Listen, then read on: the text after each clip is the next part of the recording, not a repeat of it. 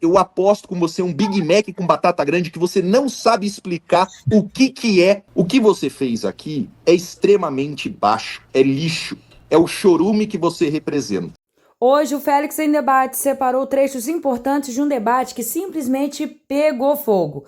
De um lado, dois nomes conhecidos do PSOL, Glauber Braga e Sâmia Bonfim, que inclusive são um casal. Do outro, Eduardo Bolsonaro falando direto dos Estados Unidos e o deputado e delegado Paulo Bilinski. E olha só, o clima ficou pesado. Para quem não lembra, o Glauber Braga foi recentemente protagonista de uma cena vergonhosa no plenário da Câmara. Ele saiu arrastado pela polícia legislativa, foi suspenso por 6 meses depois de agredir um cidadão a chutes dentro do Congresso Nacional. Pois bem, esse mesmo deputado apareceu agora no podcast ao lado da esposa tentando bancar o discurso moral. Só que o debate saiu do controle. Em vez de argumentos, partiram para ataques pessoais, apelaram para a vida privada do delegado Paulo Bilinski e tentaram desviar o foco. Mas aí veio a resposta. Quando o tema chegou na segurança pública, um dos assuntos mais sensíveis do Brasil hoje, o delegado não recuou. Pelo contrário, foi para cima, desmontou o discurso pessoalista e ainda lembrou episódios do passado que muita gente preferiu fingir que não existia. Sabe qual foi o resultado? O pau quebrou. Esse vídeo tá forte, revelador e mostra exatamente como essa turma age quando é confrontada. Então faz o seguinte, já deixa o like, comenta aqui embaixo o que você achou desse embate e assiste até o final, porque aqui diz muito sobre política brasileira de hoje. Essas duas figuras que estão presentes no podcast hoje são dois criminosos e nós vamos ter a oportunidade, durante o programa, de mostrar o que eles são. Além disso, a gente vai mostrar as nossas propostas para a segurança pública. O que nós defendemos? A esquerda tem proposta? Tem proposta sim. Vai ser um momento importante também para que a gente demonstre o projeto defendido por essa extrema-direita, representada hoje aqui por esses dois criminosos. Criminosos esses que têm relação direta com crimes cabeludos que envolvem homicídio, que envolve corrupção, que envolve uma relação orgânica com as milícias, não pode ser por nós naturalizado. Eles são a representação de um projeto falido e criminoso. O pessoal ele começa a mostrar toda a sua incongruência e por que as suas políticas de segurança pública são erradas a partir do seu conceito de criminoso. Essas pessoas, lamentavelmente, consideram gente igual a mim e ao deputado Paulo Bilinski, que também tem serviços prestados à sociedade enquanto delegado de Polícia Civil do Estado de São Paulo, considera nós criminosos, né? Então eles são partícipes daquela ideologia do Lula, que acha que o bandido, na verdade, ele só quer roubar o seu celular para comprar uma cervejinha, acha que o traficante, na verdade, é uma vítima do usuário. E partindo desses princípios é que a esquerda não consegue formular políticas de segurança pública concretas. Eu não espalho o medo para colher voto, que nem os bolsonaristas fazem. O que eu proponho é enfrentar o crime para trazer segurança e o direito à vida à população brasileira, seja aos profissionais de segurança pública ou às demais pessoas brasileiras. E como mulher e cidadã brasileira, quero dizer também que eu tenho nojo completo dos nossos debatedores adversários. Pelo que segue fazendo contra o Brasil, está lá nos Estados Unidos operando contra o país, contra as nossas autoridades, contra a nossa economia, contra os nossos empregos. E outro, porque tem um histórico. Para quem não conhece, sugiro que dê um Google nesse exato momento para saber a história macabra na qual ele é envolvido, que relaciona a sua ex-namorada. Tive a oportunidade de acompanhar aqui a apresentação de todos e digo que eu não vou fazer esse jogo sujo do PSOL. Eu não vim aqui para atacar ninguém pessoalmente, para mentir sobre as outras pessoas como eles estão fazendo. Eu vim aqui para debater segurança pública. Eu sou delegado de polícia, sou formado em Direito, sou pós-graduado em Criminologia, Segurança Pública e Política Criminal, sou o atual presidente da Comissão de Segurança Pública da Câmara dos Deputados. Mas a minha pergunta é a seguinte: quantas vezes um cidadão pode ser assaltado pelo mesmo criminoso, solto pelo sistema, até vocês admitirem que esse modelo fracassou? O modelo de segurança pública no nosso país, de fato, fracassou. É o mesmo modelo aplicado há 30 anos. É exatamente o modelo defendido por vocês.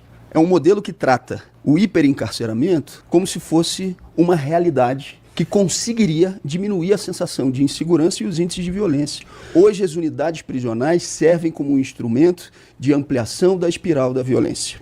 E servem também para eleger deputados, parlamentares que fazem um discurso como se fosse a favor da segurança, mas na prática o que realizam é um projeto de acumulação de poder. O que nós estamos propondo é uma modificação desse sistema. Eu apresentei, por exemplo, um dos projetos que foi o Plano Nacional de Educação nas unidades prisionais, em conjunto com o trabalho, que incide sobre a remissão e, acompanhado disso, incide também sobre a necessidade que você não tenha a reincidência. Isso é fundamental. Olha só que interessante. Os 3 crimes que mais acontecem no Brasil: furto, roubo e tráfico de drogas. Desses 3, 40% dos presos são postos em liberdade. São postos em liberdade na audiência de custódia. O Eduardo tem o primeiro PDL da história para acabar com a audiência de custódia. Agora eu vou te dar alguns dados aqui importantes. Esses são dados do DEPEN, tá? Os presos, eles retornam, né? A taxa de reincidência, eles retornam à criminalidade 1 ano depois de terem praticado o crime. 21% dos presos praticam crime novamente, são presos novamente 1 ano depois de saírem da cadeia.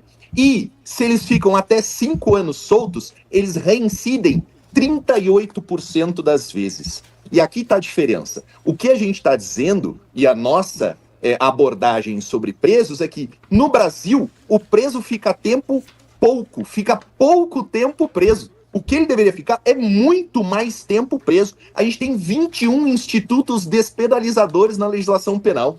A gente tem um estudo muito interessante, vocês podem procurar aí para aprender um pouquinho sobre criminologia, um estudo do professor Perichiquida, tá? Ele entrevistou 408 presos aqui em São Paulo e perguntou para eles: o que faria você parar de praticar o crime? Sabe quais foram as 3 respostas desses presos? A primeira, pena de morte. A segunda, prisão perpétua. E a terceira, pasmem, cumprir a pena do começo ao fim. No Brasil, o homicídio progride com 40% da pena cumprida. Nos casos de furto, roubo e tráfico, progride com 16% da pena cumprida. Isso é a política de desencarceramento do PSOL. O que eles querem é mais ladrão na rua para continuar praticando crime, para continuar te colocando na posição de vítima. Eu aproveito também esse espaço inicial para fazer uma pergunta ao senhor Paulo Bilinski, que é sobre a perícia. Nós defendemos a independência da perícia, a aprovação da PEC que acabou de ser aprovada no Senado Federal, garantindo autonomia financeira, garantindo autonomia administrativa, para que casos como ocorreu da senhora Priscila, onde o senhor passou pelo hospital sem realizar a tempo o exame residográfico, enquanto ela teve o exame e o senhor não teve, deixaram para fazer o exame mais de 24 horas depois,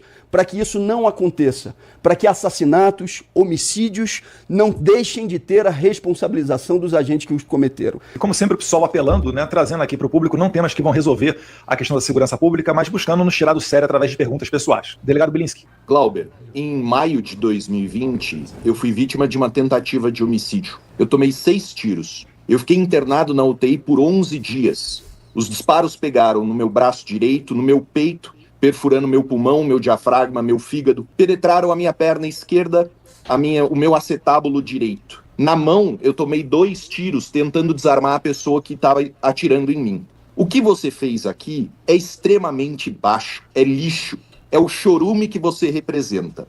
Se você tivesse o mínimo de comprometimento com a realidade, você teria estudado o caso e saberia, por exemplo, que em nenhum momento eu constei como investigado. O tempo todo, o que a Polícia Civil de São Paulo, o Ministério Público do Estado de São Paulo e o Poder Judiciário do Estado de São Paulo fizeram foi apurar a verdade e descobriram o quê?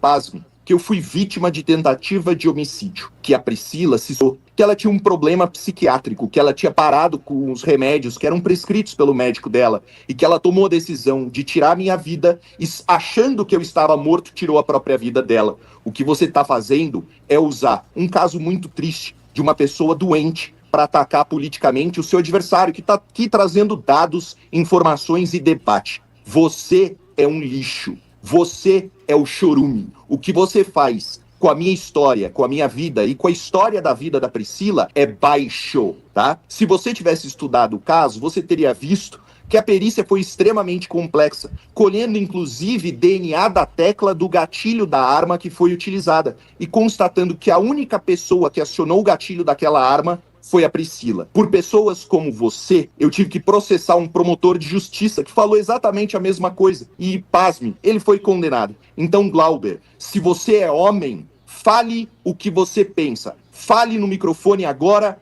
que eu pratiquei homicídio, para que eu possa te processar e receber a devida indenização por isso.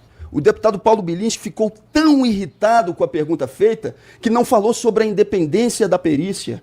Nós defendemos a independência da perícia e defendemos para que não aconteça o que aconteceu nesse caso, onde a sua mão não foi periciada por um exame de resíduo como deveria ter feito, no tempo adequado. Glauber, você mostrou que você é bem burrinho. O exame residográfico ele pode ser realizado a qualquer momento, mas foi realizado, no meu caso, a pedido da perícia, o exame de DNA da tecla de gatilho.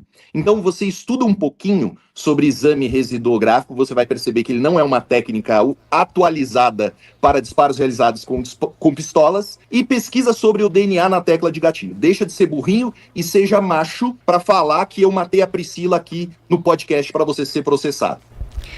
Senhor Paulo, primeiro que a arma encontrada próximo da Priscila não corresponde à bala que foi identificada como o do seu assassinato. E eu não entendo como uma pessoa pode rir diante de um caso... Acho que isso não está na regra do debate, ele me interromper. Acho que ele Desculpa, achei que o microfone estava mutado. Calma, Bilinski, eu sei que você está nervoso, mas calma, ainda tem bastante debate pela frente. Maravilha. E como é que alguém pode rir, né? A gente está falando do caso de uma mulher morta, muito possivelmente assassinada, e o cara que era o namorado dela, que disse, inclusive, que é um caso muito triste, todas as vezes que esse caso foi mencionado, ele morreu de rir. Eu não estou entendendo qual é a graça. E o Brasil tem uma das melhores leis do mundo, vejam só vocês, para enfrentar a violência doméstica, que é a Lei Maria da Penha. Não existe lei semelhante a essa em nenhum outro lugar do mundo. E existe uma política importantíssima, que é a rede de proteção às mulheres vítimas de violência. Essa rede ela é fundamental para salvar a vida das mulheres, que, repito, aparentemente não é algo com o qual esses dois aí se preocupam. Um porque ri, dá risada, gargalhada, quando fala da história da própria ex-namorada. Não, eu tô rindo da mentira que você contou. Bilinski, por favor. Como você é agressivo com mulheres, né? Porque você me interrompe o tempo todo. Impressionante. Bom, só comprova aquilo que eu tô dizendo.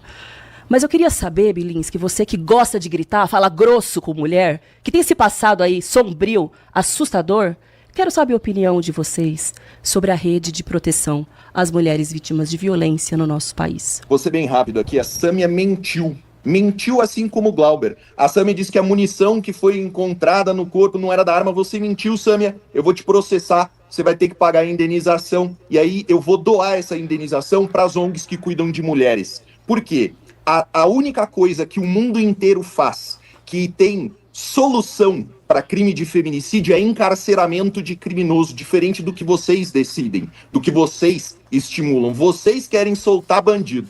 Nós estamos defendendo a mesma política que funciona no mundo inteiro. Ladrão tem que ficar na cadeia, tem que cumprir a pena de ponta a ponta. É a única coisa que tem capacidade de desestimular o delito. Então deixo consignado aqui que o Glauber é covarde, não tem coragem de falar no podcast que eu matei a Priscila, e a Sâmia é burra e mentirosa ao dizer que a munição do caso não era a equivalente à arma. Vocês dois são desonestos. Vocês dois são um chorume do Brasil, da política brasileira. Eu perguntaria aqui para as mulheres que estão nos assistindo, né, que porventura estejam sendo ameaçadas por ex-companheiros, ex-namorados, ex-maridos, ou qualquer homem que seja. Se essa pessoa invade a sua casa, você quer ter a rede de proteção ao feminicídio, que é a proposta da Sâmia, ou você quer ter a possibilidade de ter uma arma e efetivamente salvar a sua própria vida e talvez, eventualmente, até dos seus filhos que você tem em casa? Então o que a gente quer ver é a solução real dos problemas. A gente pode fazer a lei mais bonita que seja, mas essa lei ela não vai ter efetividade se a gente não pensar na vítima. Se a vítima é uma mulher, ela tem que ter um acesso facilitado aos meios de defesa. Eu tô morando aqui no Texas. Sabe por que dificilmente ocorre um roubo de casa aqui no Texas?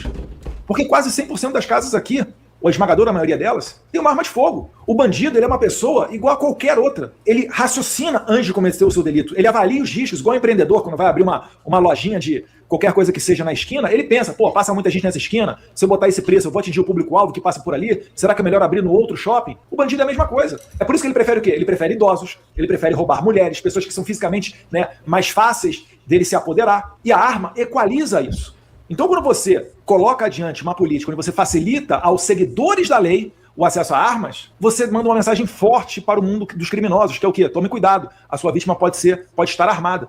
Isso faz com que eles mudem a conduta deles. Assim como o Estatuto de Desarmamento, aprovado em 2003, através, né, no meio do escândalo do Mensalão, né, foi pelo Lula, que estava pagando os deputados, assim foi feito, mandou o recado para os bandidos ficarem mais confortáveis. O que vendiam para vocês naquela época? Olha, a gente vai reduzir o número de armas em circulação, isso vai piorar a vida do bandido, que não vai ter acesso a armas. Mentira! AK-47, M16, AR-15, .50, .30, tá tudo aí nos morros cariocas, no Nordeste do Brasil, até em Porto Alegre e São Paulo. Então vocês mentiram para o povo. Se fôssemos uma população madura, um Congresso maduro, o que a gente faz? Nós retornaríamos à política, tentamos algo novo, não deu certo, vamos retornar ao que era feito anteriormente. Mas não, vocês não assumem que estão errando e quem paga isso daí é a população com a vida. O que eu quero é apenas fazer o contrário disso. Eu quero resgatar os tempos onde os índices de homicídios do Brasil eram igual aos dos Estados Unidos, nos anos 80, que já foi um dia. Hoje os Estados Unidos ficam na faixa de 4 ou 5 homicídios para cada grupo de 100 mil habitantes, e o Brasil está na casa do 20, depois do governo Bolsonaro. Porque antes esse número estava acima de 30. O governo Bolsonaro fez a maior queda da história deste país em número de homicídios. E depois eu vou continuar falando sobre isso, que é o tripé do crime violento que a gente tem no Brasil, que é embasado em tráfico de drogas, desarmamento